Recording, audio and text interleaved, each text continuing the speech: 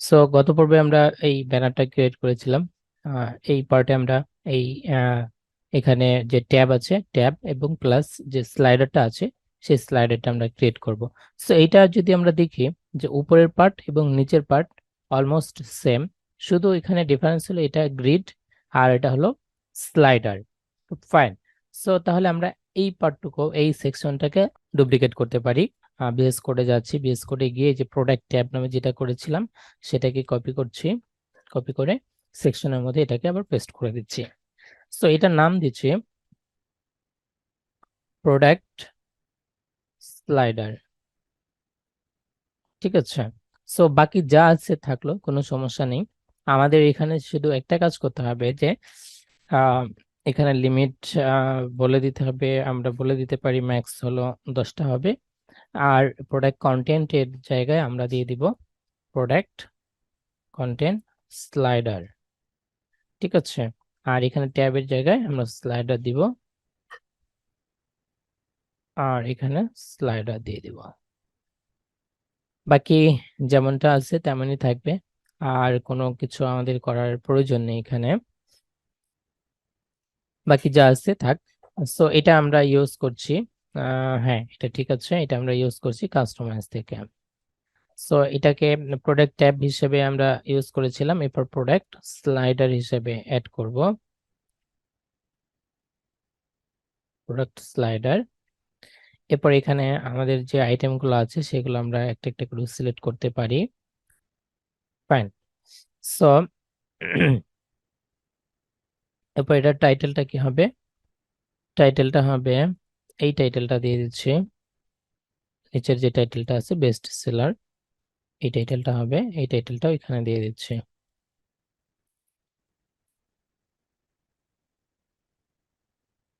Fine. ঠিক আছে, save দিচ্ছি।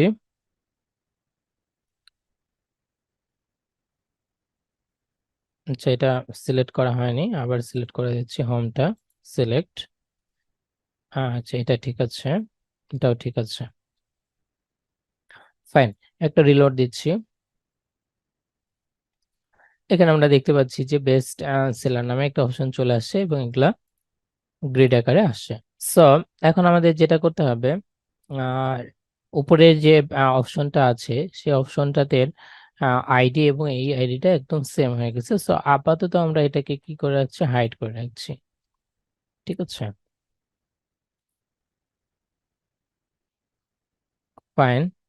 এখন আমরা যদি দেখি যে আমাদের প্রোডাক্টটা আপডেট হচ্ছে, মানে অন ক্লিকে চেঞ্জ হচ্ছে। সো এখন আমাদের এটা কি করতে হবে, এটা স্লাইডার বানাতে হবে।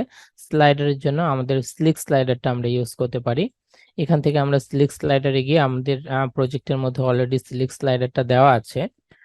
আমি যদি একটু দেখাই দিই যে স্লিক ডট সিএসএস এটা দেওয়া আছে, ফার্স্টে jQuery দিতে হবে।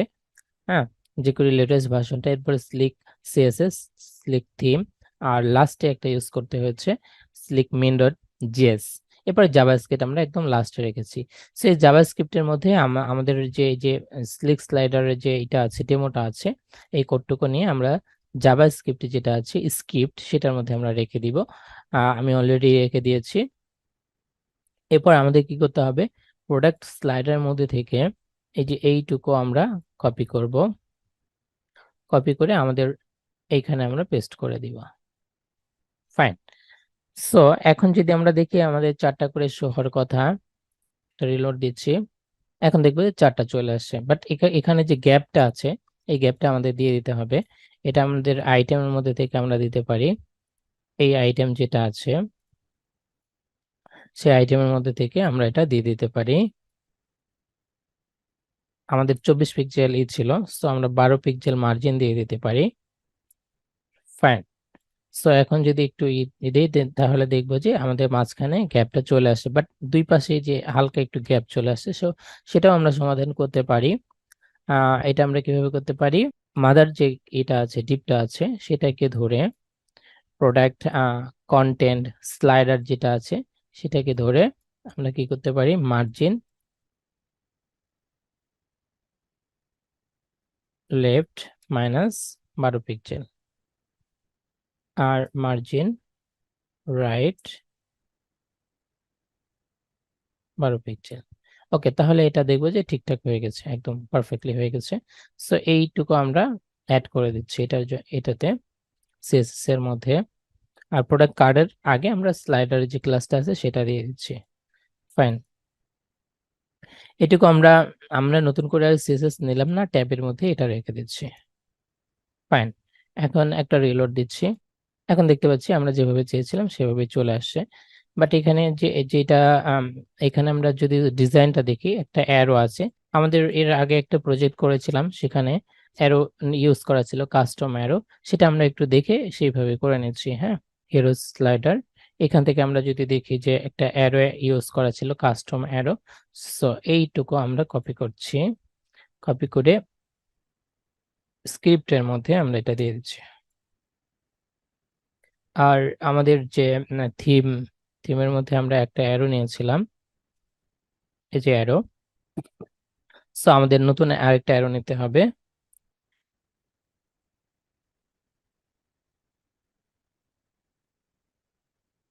এটার নাম দিচ্ছি প্রোডাক্ট অ্যারো।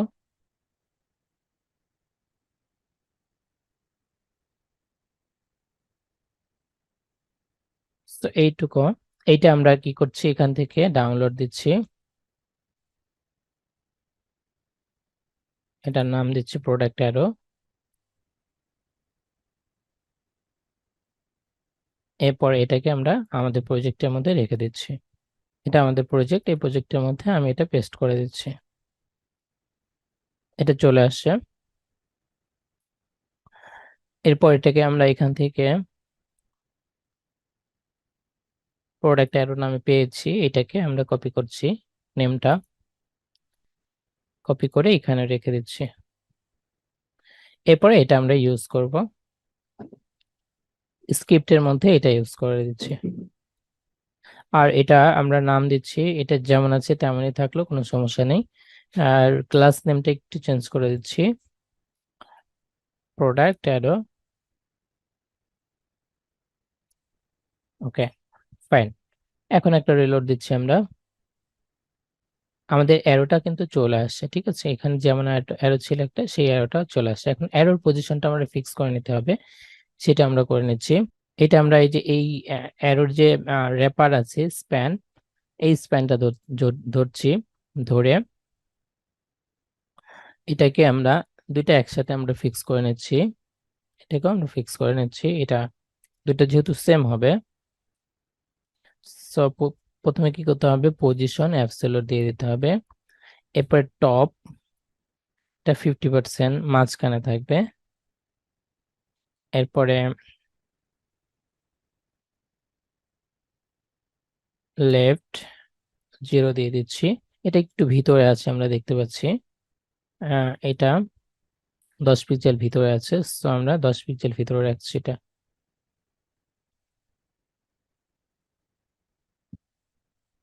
ফাইন।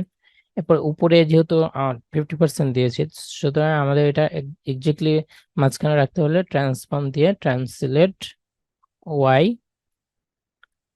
-50% দিয়ে দিতে হবে, ঠিক আছে।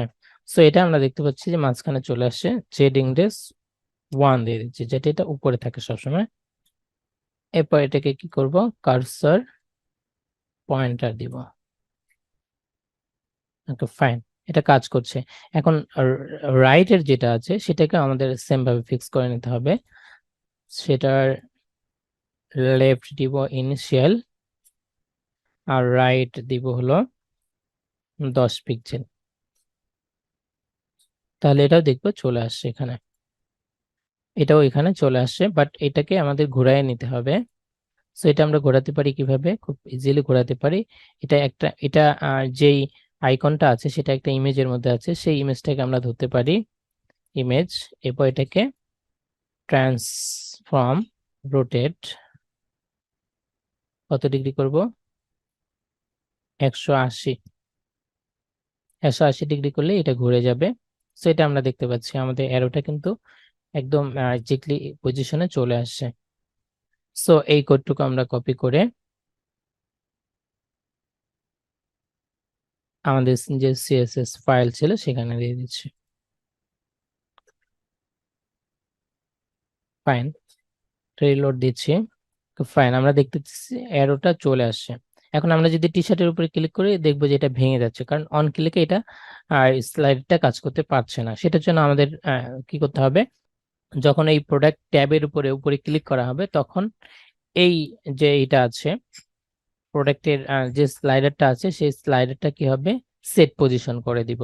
যখন ক্লিক করা হবে তখন সেট পজিশন করে দিব। এখন যদি আমরা এখানে একটা রিলোড দিয়ে চেক করি দেখবো যে এটা পারফেক্টলি কাজ করছে।